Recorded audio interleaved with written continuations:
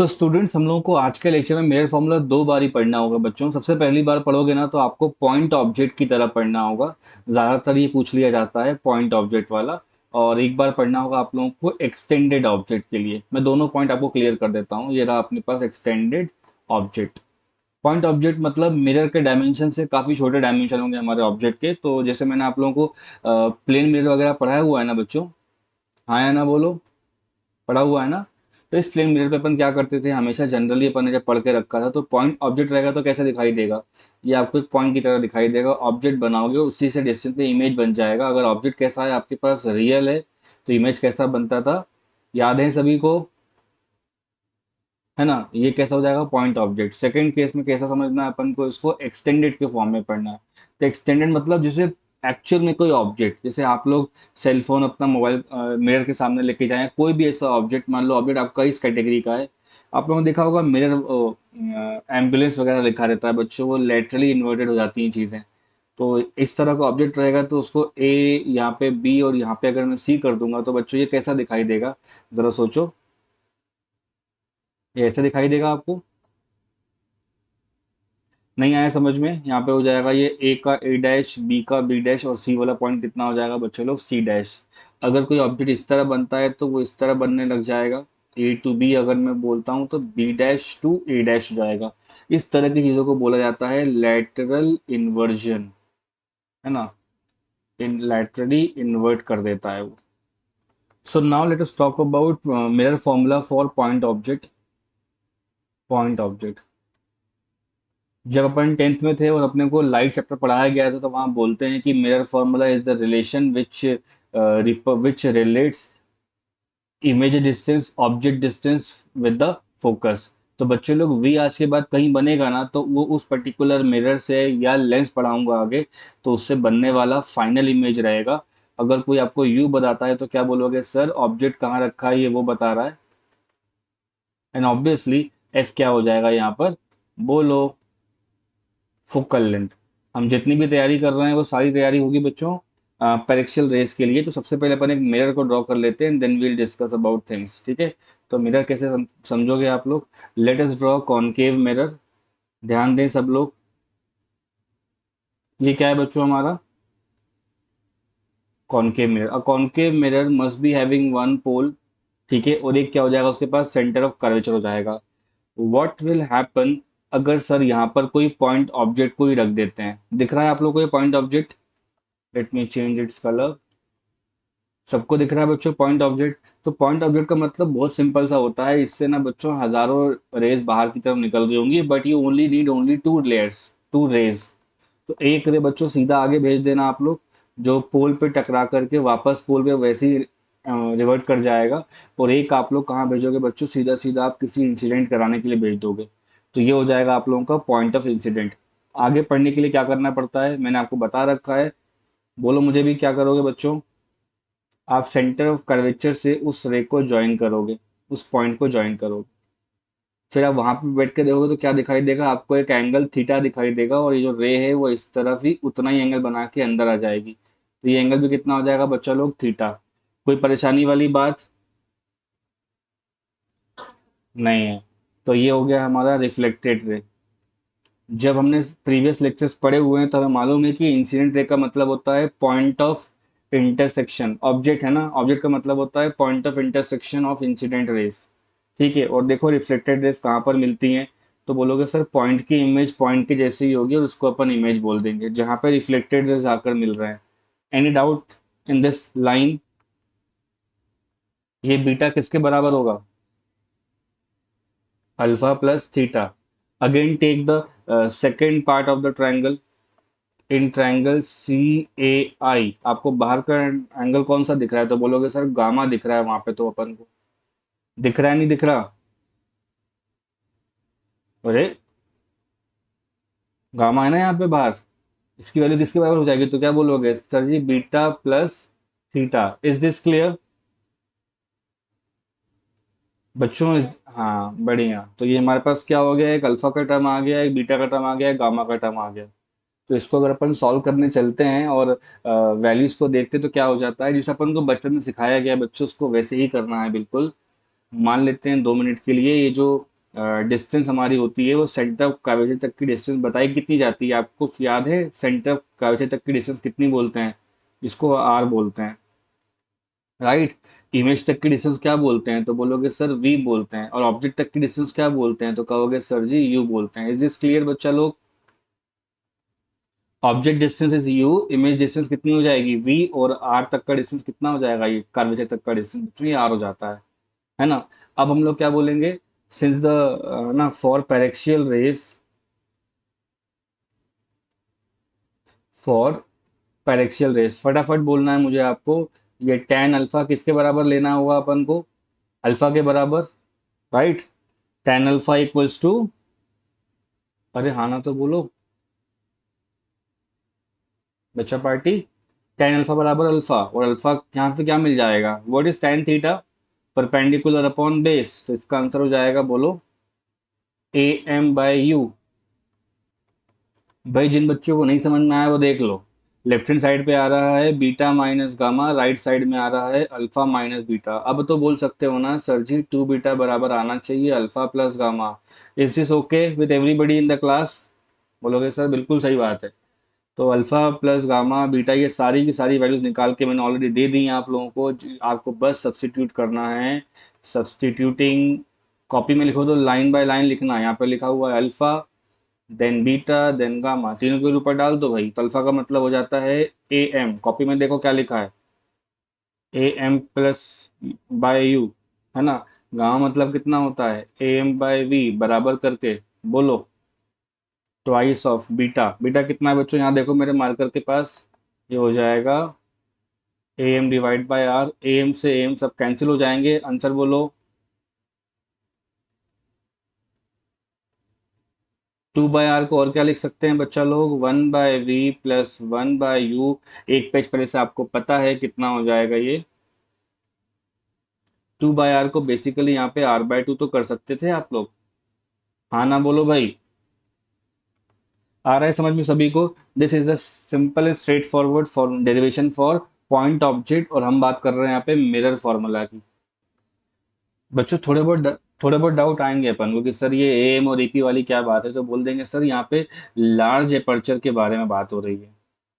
जब हमारे पास क्या हो जाएगा, लार्ज एपर्चर रहेगा ना, तो ये एम काफी नजदीक आता है। Just like in simple mirrors, अपन अपन गाड़ियों में रिफ्लेक्टेड रेज देखते हैं ना, कॉन्वेक्स मिरर लगे होते हैं, कॉनकेव लगे होते हैं। अभी लैब में जाओगे तो आपको हाथ में देने को मिलेंगे और काम करने को मिलेंगे। तो इट बिकम्स वेरी इजियर।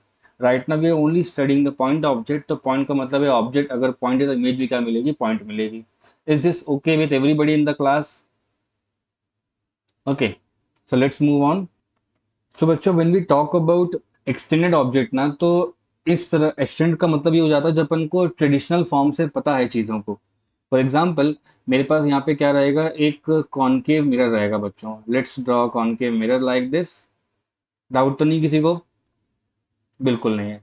तो कॉनकेव मिरर का बच्चों एक बेसिक सा रूल होता है, दैट अगर कोई पैरेलल रे आता है ना, वो कहाँ से पास होगा? तो बोलोगे सर फोकस से पास होता है। ये रूल नंबर वन है। दूसरा रूल बोलो कौन सा होता है? तो बोलोगे सर अगर उल्टा बोलेंगे अपन, अगर कोई रे फोकस से निकल कर जाता है तो बोलो कहाँ से क्या हो जाएगा उसके साथ? वो पैरेलल हो जाएगा। Am I clear? है ना। ये हो गया तुम्हारा concave mirror. The same thing is applicable for convex. ये टेंथ वगैरह में पढ़ा हुआ है, बस मैं एक एक शॉर्ट में इसको रिवाइज करा देता हूँ। ठीक है। जब बच्चों आप ये पोल पे गिराते हो किसी एंगल से, तो ये पोल से उसी एंगल से क्या करता है, ये वापस निकल जाता है। तो स्फेरिकल मिरर्स के लिए भी लॉ ऑफ रिफ्लेक्शन वैलिड होता है, ये ध्यान रहे। बच्चे बहुत कन्फ्यूजन करते हैं कि स्फेरिकल मिरर में नहीं लगता, तो मैं यहाँ वो पॉइंट मेंशन कर देता हूँ। लॉ ऑफ रिफ्लेक्शन, ठीक है, लॉ ऑफ रिफ्लेक्शन वो मिरर के लिए है, स्पेशली प्लेन मिरर के लिए नहीं है। ठीक है, इज वैलिड फॉर, बोलो, both plane mirror as well as, क्या पढ़ा रहा हूँ टॉपिक में आपको 2 दिन से? Spherical mirror, right. राइट बच्चों। तो तो अगर आप कॉनकेव मिरर भी देखते हो ना, सो बच्चों ये पोल है, अगर हमारे पास किसी एंगल से लाइट अगर फॉल करता है तो उससे बाहर निकल जाएगा। So your law is not violating here. Spherical में। और वैसे ही अगर कॉन्वेक्स के बारे में बताया जाएगा ना, तो उस पे अगर पोल पे अगर लाइट को आप गिराते हो तो वैसे ही ये बाहर निकल जाएगा। एक का नाम क्या है, तो बोलोगे सर कॉन्वेक्स है। ये कौन होता है, तो बोलोगे सर कॉनकेव होता है। थोड़ा टेंथ में पढ़ चुके हैं, इसलिए मैं फास्ट फास्ट लेकर जा रहा हूँ। तो प्लेन मिरर पे तो ये चलता ही है बच्चों। ये चैप्टर शुरू किया था मैंने ये डायग्राम बना के। याद आया सबको, है ना। तो मिरर डायग्राम कैसे बनते हैं, इसका एक फोर्थ डायग्राम भी बनता है बच्चों। मान लो ये आपके पास कोई मिरर बनी हुई है, इसके पास फोकस होता है और सेंटर ऑफ कर्वेचर होता है। अगर कोई लाइट रे कर्वेचर से आती है तो ये अपने आप को रिट्रेस कर देती है। यहाँ तक का थोड़ा रिकॉल कर लो, अपना काम हो जाएगा, अपन से एक्सटेंडेड वाला प्रॉब्लम सॉल्व हो जाएगा। Any doubt in the class बच्चों लोग, कोई भी डाउट है अपन को यहाँ पे? No. Okay, so let us quickly draw any one of the diagram जो हमने 10th में पढ़ रखा है। तो मान लो बच्चों हमारे पास ये कॉनकेव वाला मिरर है, देखा अपन को। मिरर के पास खुद का एक एक्सिस होगा। इस एक्सिस के पास बच्चों अपने पास पोल बना लेते हैं, एक फोकस बना लेते हैं और सेंटर ऑफ कर्वेचर को बना लेते हैं। इंटेंशनली बच्चों मैंने यहाँ पे ऑब्जेक्ट को पता है कहाँ पे रखा है। I have kept my object like this. ये बियॉन्ड सेंटर ऑफ कर्वेचर, उसका नाम रखा है मैंने ए और बी। ये कोई भी एक अपराइट ऑब्जेक्ट हो सकता है, राइट। राइट और रॉन्ग। अब आपके पास चार ऑप्शन है। पैरेलल लाइट से कहाँ से जाएगा, फोकस से। फोकस वाला कहाँ से जाएगा, पैरेलल हो जाएगा। लेकिन हमें इंटेंशन पता है किससे लेना होता है, हमें एक लाइट रे किस कहाँ पास कराना होता है, सेंटर ऑफ कर्वेचर से, ताकि वो उसको रिट्रेस कर सके। और एक बच्चा लोग आप पोल पर भेज देना ताकि वो वहां से पीछे की तरफ आ सके। तो तो बच्चों पॉइंट ऑफ इंटरसेक्शन ये क्या बन जाएगा,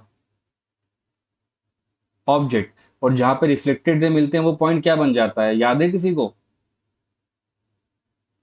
देखो रिवर्स करके, तो ए से मिलेगा ए डैश और ये क्या मिल जाएगा बच्चों, बी डैश। इतना ही करना था अपन को एग्जाम में और कुछ नहीं करना था।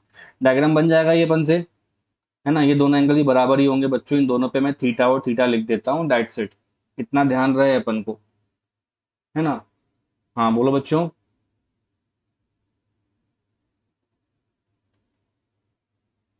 फोकस वाला भी कर सकते थे और फोकस वाला भी करते, मुझे मैथमेटिकली प्रूफ कराना है तो मोस्ट ऑफ द बुक में आपको ये मेथड मिलेगा और किसी और बुक में फोकस से करा होगा। जो आसान होगा वही आपको कॉपी में दिखाया दिखाया जाएगा बच्चों, है ना। ये वाले सारे सही हैं, बिल सारे के सारे सही हैं। हमें आंसर लाना है तो ये दोनों बनाने पड़ेंगे। मेजॉरिटी ऑफ बुक्स ये फॉलो करती हैं। उनसे भी करके दे दूंगा कभी एक्स्ट्रा क्लास लगी अपनी तो, ठीक है। हमें अल्टीमेटली हमारा गोल क्या है, क्या प्रूव करना है बच्चों, बोलो एक साथ बोलो सब लोग। 1/v प्लस 1/u बराबर, अरे 1/v प्लस 1/u बराबर 1/f प्रूव करना है हमें, और कुछ नहीं सोचना है इससे ज्यादा, ठीक है। तो चलो बात करते हैं बच्चों। So let's write down extended object के लिए बात बताई जा रही है, एक्सटेंडेड ऑब्जेक्ट। ठीक बच्चों, एक बड़े बड़े ट्रायंगल्स दिख रहे हैं आप लोगों को? कौन कौन से ट्रायंगल बताना मुझे हैं। ट्रायंगल ए बी पी, और ट्रायंगल के बारे में बात करूंगा तो ए डैश बी डैश और पी। ये दो बड़े ट्रायंगल्स, कहने का मतलब है ये ऐसा दिखाई देगा बच्चों, ये बिगर ट्रायंगल और ये दो बड़े बड़े लार्ज ट्रायंगल्स। सिमिलर दिख रहे हैं अपन को ये, तो बोलोगे सर बिल्कुल दिख रहे हैं। इनके पास 90 डिग्री का ट्रायंगल एंगल भी होगा और ये वाले एंगल भी सेम होंगे, हाँ या ना बोलो। बढ़िया। तो हम लिख सकते हैं सर जी हमने सिमिलर ट्रायंगल पढ़े हुए हैं, इसी दिन के लिए पढ़ाए जाते हैं। न्यूमरेटर में आ जाएगा A B upon A dash B dash, दोनों का परपेंडिकुलर अपॉन दोनों का बेस लिखना है। दोनों का बेस लिखते कैसे हैं अपन लोग, तो बच्चों यहाँ देखो मैं क्या कर रहा हूँ, मार्किंग करने दो मुझे यहाँ पे। जब हम कर्वेचर से देखते हैं पोल तक तो बच्चों कैपिटल वाला आर लिखते हैं। जब इमेज से देखते हैं पोल तक तो वी लिखते हैं, और ऑब्जेक्ट से देखते हैं पोल तक तो बच्चे लोग यू लिखते हैं। इतना अपन को आ जाना चाहिए, गड़बड़ नहीं करेगा कोई बच्चा इसमें, नहीं करेंगे ना सब लोग। बढ़िया।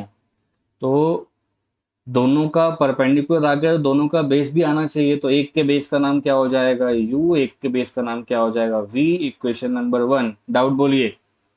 What you people can do, आप ये ना ये छोटे वाले ट्रायंगल्स ले लो जिसको मैं शेड कर रहा हूँ ना, देखो ये वाला ट्रायंगल और ये वाला ट्रायंगल।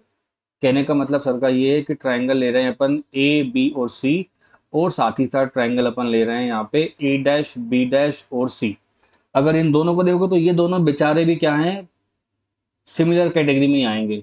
ये वर्टिकली अपोजिट और 90 डिग्री, तो बोलोगे सर और बढ़िया हो गया अपने लिए। तो तो दोनों का परपेंडिकुलर किस नाम से आएगा?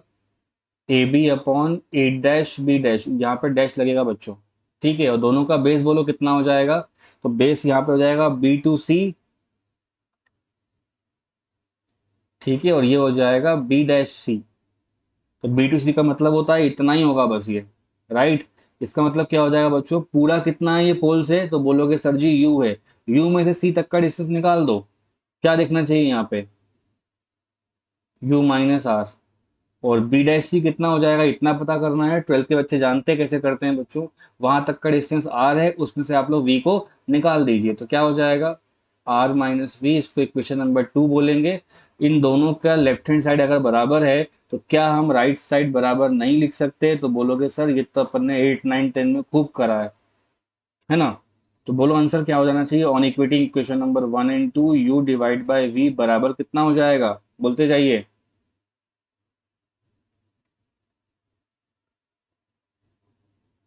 प्रॉब्लम?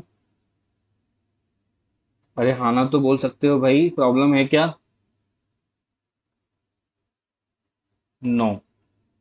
अब जो पॉइंट ऑब्जेक्ट पढ़ाया जाता है बच्चों, उसमें ना डायरेक्ट ये 10 से अप्रोक्सीमेशन करा के आंसर ला के दिखाया जाता है। तो ये थोड़ा सा ऑर्थोडॉक्स मेथड है। ये फटाक से करने वाली बात है, लेकिन मोस्ट ऑफ द टाइम आपको ये रेगुलर डेरिवेशन करना होगा पेपर में। कौन सा रेगुलर डेरिवेशन? तो इसलिए इसमें अपन क्या करेंगे अब यहाँ पे हम साइन कन्वेंशंस को भी इस्तेमाल करेंगे। तो यूजिंग साइन कन्वेंशंस, 12th में पढ़ने वाला अभी इस क्लास का हर बच्चा ये पोल पे जा करके बैठ जाओ बेटा। और पोल से सारे लोगों को देखोगे तो पीछे ही काउंट कर रहे हो आप।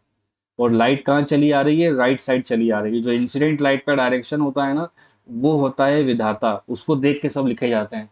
तो सारे के सारे क्या हो जाएंगे? बोलो। u भी कैसा हो जाएगा? माइनस का। v भी कैसा हो जाएगा? माइनस का। r भी कैसा हो जाएगा? माइनस का।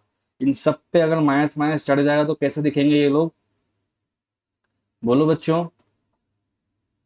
माइनस का u डिवाइड बाय माइनस का v। माइनस का u माइनस ऑफ r। और बोलो minus of r minus of v। तो ये दोनों कैंसिल हो जाएंगे, ये माइनस माइनस प्लस हो जाएगा। आंसर हो जाएगा बच्चा लोग r minus you divide bye v minus r। Cross multiply करना है और मुझे आंसर बताना है। वेट कर रहा हूँ मैं आंसर का, ठीक है? ओके बच्चों, लेट्स डू दिस। मैं इसे क्रॉस मल्टीप्लाई अगर करने जाऊं, है ना, ये वाले एंड से ना क्रॉस मल्टीप्लाई करने जाऊं तो ये हो जाएगा u इंटू वी। देखते रहो मेरे साथ। u into V minus u into R. दिख रहा है ये? बराबर करके कितना हो जाएगा? v into R minus u into V. बच्चों जो यूवी वाले उनको एक तरफ कर दो तो कितना हो जाएगा ये? तो बोलोगे सर जी ये हो जाएगा 2uv। और इस भाई साहब को राइट साइड में भेज दो। तो V are plus of U R. अब पूरी की पूरी इक्वेशन को डिवाइड करना होगा आपको, u से, v से और r से। डिवाइड मार दो भैया जल्दी से। तो 2uv डिवाइड बाय, बोलो, u v r. V r divide by u v are plus v r divide by u v और आर, है ना? ये यू आर होगा, सॉरी। चलो, क्या कैंसिल हो रहा है भाई? ठीक है। क्या मिला मुझे at last? 2/r equals 1/u plus 1/v। और आई कैन राइट 2 को यहाँ से हटा के अपन कहाँ लिख सकते हैं बच्चों? यहाँ लिख सकते हैं। तो आ गया अपना आंसर 1/f बराबर 1/u प्लस 1/v। हो जाएगा बच्चों ये अपन से पेपर में आया तो, है ना? So now students, after studying this mirror formula, कितना होता है ये? 1/v प्लस 1/u, मतलब ये तीनों को रिलेट कर देता है। राइट। क्या क्या कर देगा बच्चों ये? रिलेट कर देगा। One more thing which you should take notice of is that, ये जो डायग्राम आपको दिख रहा है ना बच्चों, इसमें ऑब्जेक्ट रखा है तो इसको ऊपर की तरफ चेक करते हैं तो बोलते हैं इसको हाइट ऑफ ऑब्जेक्ट। और यहाँ बोलते हैं बच्चे लोग हाइट ऑफ इमेज। हाइट के फॉर्म में बता रहा हूँ मैं अभी। कल के लेक्चर में या नेक्स्ट लेक्चर से ये थोड़ा लेटरली भी दिखाई देगा आपको, मतलब रखा रहेगा ये एक्सेस पे अलॉन्ग। ठीक है। तो हाल फिलहाल के लिए डायग्राम अपन दोबारा ड्रॉ करेंगे और यहाँ पर पढ़ेंगे अपन मैग्निफिकेशन। क्या पढ़ रहे हो बच्चे लोग? बोलो। मैग्निफिकेशन। इसको स्मॉल वाले एम से देखा जाता है और ये कई बार पढ़ाया जाएगा आपको मैग्निफिकेशन। अभी बच्चों बस अपन लोग क्या पढ़ रहे हैं इसको मैग्नीफाई, ये लीनियर लेंथ पे कितना होता है ना, अपनी हाइट वाइज कितना होता है। तो सेम डायग्राम में बनाऊंगा वापस से। ये आपके पास क्या बन रहा है, एक कॉनकेव मिरर बना लिया, इसको आप क्या बोलोगे, पोल बोल दोगे, इसको बोल दोगे focus, then centre of curvature. Object कहाँ रखते हैं बच्चे लोग, एनीवन हैज द आंसर। ये ऑब्जेक्ट रख दिया मैंने बी ऑन सी, इसका नाम क्या रख देंगे अपन, ए से लेके बी तक। तो अगर कोई एक लाइट रे सेंटर की वजह से पास होती है तो बच्चों रिवर्ट कर देगा, और अगर एक कोई लाइट रे यहाँ से ऐसे आगे जा रही होती है तो इसको वो बैकवर्ड कर देगा। एम आई राइट बच्चों, हाँ या ना। तो जो ऑब्जेक्ट होगा बच्चों वही आपके पास क्या मिल जाएगा, इमेज। इसको ए डैश कर लेना, इसको बी डैश कर लेना, ए लिखा है बी लिखा है, I can write object here. Height of object करते हैं एच, और यहाँ कर देते हैं बच्चों उसको हाइट ऑफ इमेज। तो मैं यहाँ पे लिख देता हूँ हाइट ऑफ इमेज। ये दोनों एंगल के एंगल दिख रहे होंगे सभी बच्चों को। तो चलो बात करते हैं दो ट्रायंगल लेके, एक ये बड़ा वाला ट्रायंगल ऐसे वाला मार्क करना है और एक बार ये ट्रायंगल मार्क करना है। मुझे बताओ सिमिलर ट्रायंगल क्या कहता है यहाँ पे, ट्रायंगल ए बी पी। और अगर बोला जाए वापस से बच्चों अपन को A dash P dash P solve करने को बोल दें, तो बड़ा आसानी से बोल सकते हो सर जी, ये जो ए बी अपॉन क्या दिख रहा है, ये ए डैश बी डैश बराबर कितना हो जाएगा, ये ऑब्जेक्ट तक की डिस्टेंस कितनी हो जाएगी। Is this clear to everybody in the class. तो यहाँ से अपन ए बी को बोल सकते हैं height of object divide by ये हो जाएगा हाइट ऑफ इमेज। दिख रहा होगा ना, हाँ ना तो बोलो भाई, यू बाय वी। इतना दिखना चाहिए अपन को, गड़बड़ नहीं होनी चाहिए। इसमें अगर साइन कन्वेंशन लगाओगे तो ऊपर वाले को अपन प्लस कहते हैं, नीचे वाले को माइनस कहते हैं, तो ऑब्जेक्ट वाला प्लस पे आएगा, इमेज माइनस में आएगा, और यू और वी दोनों नेगेटिव में रहेंगे बच्चा लोग, तो ये कट जाएंगी वैल्यूज। इसको थोड़ा रीअरेंज कर लेते हैं, तो ये ऐसा लिखना होता है height of image divide by height of object, negative right side चला जाएगा और v बाय यू आ जाएगा।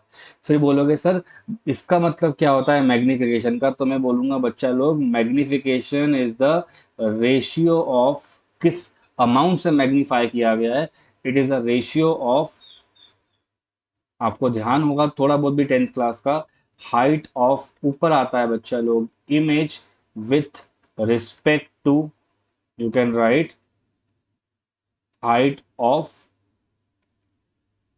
object। तो छोटे वाले m का मतलब क्या हो जाएगा, height of image divide by height of object, इसको बोल सकते हैं minus of v by u। ध्यान रखना निगेटिव आना बहुत जरूरी है वहां पे, मिरर के लिए हमेशा माइनस आता है। कुछ हफ्तों के बाद लेंस पढ़ाऊंगा तो m का फॉर्मूला v बाय यू आता है, मतलब उसमें ऑब्जेक्ट एक तरफ होता है तो इमेज दूसरी तरफ मिलती है। ये नेगेटिव साइन ये बता रहा होता है कि ऑब्जेक्ट इमेज दोनों एक ही तरफ है अगर रियल कैटेगरी की बात हो रही है। ठीक है, स्कोर बताना है मुझे अभी आपको, पहले इतना नोट कर लीजिए अच्छे से। तो बच्चों एक एडिशन कर लो अपने एम के फॉर्मूले में, मतलब हमको एम को कैसे एनालाइज करना है कि इमेज हमारी रियल बन रही है या क्या बन रही है, वर्चुअल बन रही है। क्वेश्चन में लिखा रहेगा रियल इमेजेस फॉर्मिंग और वर्चुअल इमेजेस फॉर्मिंग, तब बहुत परेशान हो गए। तो उसका है क्या बच्चों, ये थोड़ा सा एक क्या होता है बच्चों, मान लो आपके पास मैग्निफिकेशन फॉर एग्जाम्पल है ना, मिरर के लिए आ सकता है +2 हो सकता है, it can be -1/2, it can be any value. मान लो ये प्लस में 3 आ रही है, ठीक है, बात समझ रहे हो, प्लस माइनस भी चलता है और 1 2 3 को भी चलता है। इसको आपको 2 बार स्टडी करना होता है। तो मैं यहाँ पे साइन का बताता हूँ, साइन से क्या मतलब हो जाएगा इसका। ठीक है, साइन से क्या मीनिंग निकलता है बच्चों, लिखा है sign, just at looking at the sign of the magnification. आप बोल सकते हो सर जी अगर हमारा मैग्निफिकेशन नेगेटिव है, क्या है, भूल जाओ इसको, है ना, नेगेटिव के बाद हाफ लिखा हुआ है ना, नेगेटिव बस सिंबल दिख रहा है उससे बात कर रहे हैं, नेगेटिव है और पॉजिटिव है। Just by looking at negative आप दो बातें कह सकते हो कि सर जी हमारी जो इमेज होगी वो रियल होगी, और जो इंसान जिंदगी में रियल है वो इन्वर्टेड भी रहेगा। ठीक है, प्लस का मतलब होता है यहाँ पर वर्चुअल, विच मीन्स दैट जो वर्चुअल है वो इरेक्ट भी रहेगा। इस पे भी डिबेट करने मत बैठ जाना, मैं उसका आंसर करके दूंगा, मैं भी बस साइन देख के बात कर रहा हूँ। और दूसरा बच्चों उसका मैग्नीट्यूड देखकर बात करते हैं। ठीक है, मैग्नीट्यूड का मतलब हो जाएगा एम लेस देन वन हो सकता है, एम ग्रेटर देन वन हो सकता है, और एम बराबर वन हो सकता है। ये तभी होता है वन के बराबर जब ऑब्जेक्ट कहाँ रखा होता है, सेंटर ऑफ कर्वेचर पर रखा होता है। लेस देन वन मतलब वो न्यूमेरिकली कम है बच्चों। तो इमेज कैसी बनेगी बोलो? डिमिनिश्ड। ये इमेज कैसी बनेगी बोलो? अनलार्ज। और ये कैसा हो जाएगा? इसको बोल देना आप लोग सेम साइज का। डिमिनिश्ड ज्यादा है तो क्या हो जाएगा? एनलार्ज। ये क्या हो जाएगा? सेम साइज का। अब डाउट क्या आ रहा होगा कि सर मैथ्स वाले सर ने तो ऐसा पढ़ाया है कि -1 बड़ा होता है -2 से, हाँ है ना, या -4 से। ओ भाई, है ना? बट आप लोगों के लिए क्या समझना होगा, ये जो नेगेटिव साइन है इसको देख के हम बोलेंगे रियल इमेज है। क्या है? रियल। और 1 और 4 को देख के क्या बोलेंगे? अगर 1 है मतलब सेम साइज की होगी, 4 है मतलब इमेज कैसी होगी? मैग्नीफाइड।